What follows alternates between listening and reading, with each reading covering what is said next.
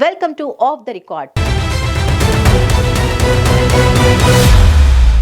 మాజీ మంత్రి పెద్దిరెడ్డిపై వరుస కేసులు పెట్టడానికి కూటమి ప్రభుత్వం వ్యూహాత్మకంగా పావులు కదుపుతోందా? కుటుంబాన్నంతా కేసుల్లో ఇరికించే ప్రయత్నం చేస్తోందా? ఓవైపు భూముల కబ్జా ఇష్యూ, మరోవైపు మద్యం, విద్యుత్ ఇష్యూలతో పెద్దిరెడ్డికి చెక్ పెట్టాలని చూస్తోందా?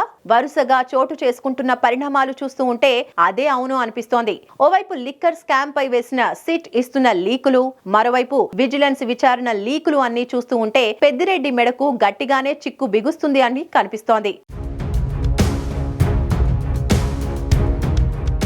మాజీ మంత్రి పెద్దిరెడ్డి రామచంద్రారెడ్డి భూ కబ్జాలపై పెద్ద ఎత్తున విచారణ కొనసాగుతోంది. విజిలెన్స్ ప్రాథమికంగా సాక్ష్యాధారాలు సంపాదించిన తర్వాత రెవెన్యూ శాఖ రంగంలోకి దిగబోతోందని టాక్ వినిపిస్తోంది. తాజాగా తిరుపతిలో పెద్దిరెడ్డి నివాసం ఉంటున్న బుగ్గ మఠం భూములో 2 ఎకరాలు పైగా ఆక్రమించారని నివేదిక విజిలెన్స్ ఇచ్చింది. దీనిపై దేవాదాయ శాఖ నోటీసులు జారీ చేసింది. ఆధారాలతో సహా హాజరు కమ్మని నోటీసుల్లో పేర్కొన్న పెద్దిరెడ్డి ఆ నోటీసులపై స్పందించలేదట. అయితే తాజాగా బుగ్గమఠం భూముల రికార్డులతో సహా హాజరు కావాలని రెవెన్యూ, ఎండోమెంట్ శాఖలను కలెక్టర్ ఆదేశించారు. దీనిపై విచారణ కొనసాగుతోంది.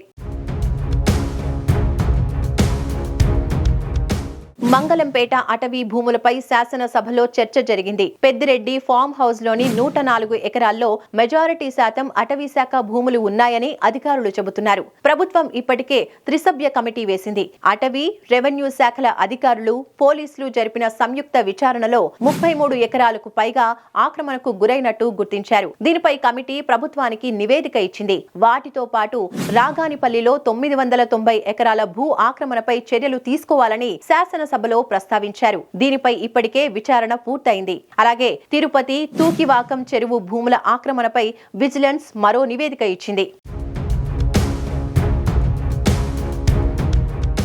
వడమాలపేటలో కూడా 18 ఎకరాల భూమిని పెద్దిరెడ్డి అక్రమంగా స్వాధీనం చేసుకున్నారని ఆరోపణలు ఉన్నాయి. దీనిపై కూడా విజిలెన్స్ నివేదిక ఇచ్చినట్టు తెలుస్తోంది. సత్యవేడులో అప్పట్లో కీలకంగా ఉన్న వైసీపీ నాయకుడు మొత్తం సమాచారాన్ని విజిలెన్స్ కు రికార్డుల రూపంలో ఇచ్చినట్టు తెలుస్తోంది.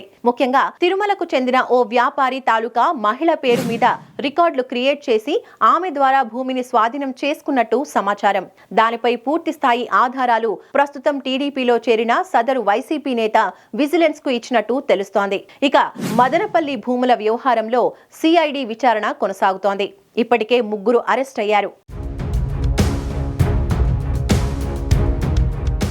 మంగళంపేట అటవీ భూములు, బుగ్గమఠం భూములపై స్పష్టమైన ఆధారాలు ఉన్నట్టు గుర్తించిన ప్రభుత్వం అటవీ భూముల ఆక్రమణపై కేసు నమోదుకు రంగం సిద్ధం చేస్తున్నట్టు తెలుస్తోంది. బుగ్గమఠం భూములపై తిరుపతి కలెక్టర్ సమీక్ష నిర్వహించి నివేదిక తయారు చేస్తున్నారట. అక్కడ భూములు ఏ విధంగా ఆక్రమణకు గురి అయ్యాయి, అందులో నగరపాలక సంస్థ నిధులతో రహదారి నిర్మాణం ఎలా జరిగింది అన్న దానిపై నగరపాలక సంస్థ నుంచి కూడా నివేదిక తెప్పించుకుంటున్నట్టు తెలుస్తోంది. మొత్తం వివరాలతో నివేదిక సిద్ధమవుతున్నట్టు చెప్తున్నారు. మొత్తం మీద పెద్దిరెడ్డి అండ్ కో పై ఉచ్చు బిగించుకోవడానికి ప్రభుత్వం ఆధారాలతో సిద్ధమైందని టీడీపీ వర్గాలు అంటున్నాయి. అయితే తననేమీ చేయలేరని, కావాలని గాసిప్స్ వదులుతున్నారని వైసీపీ ఆవిర్భావ దినోత్సవం నాడు పెద్దిరెడ్డి చెప్పడం విశేషం. మొత్తం మీద పెద్దిరెడ్డిపై ఎలాంటి చర్యలు తీసుకుంటారో అని టీడీపీ క్యాడర్ మాత్రం ఆసక్తిగా ఎదురు చూస్తోంది.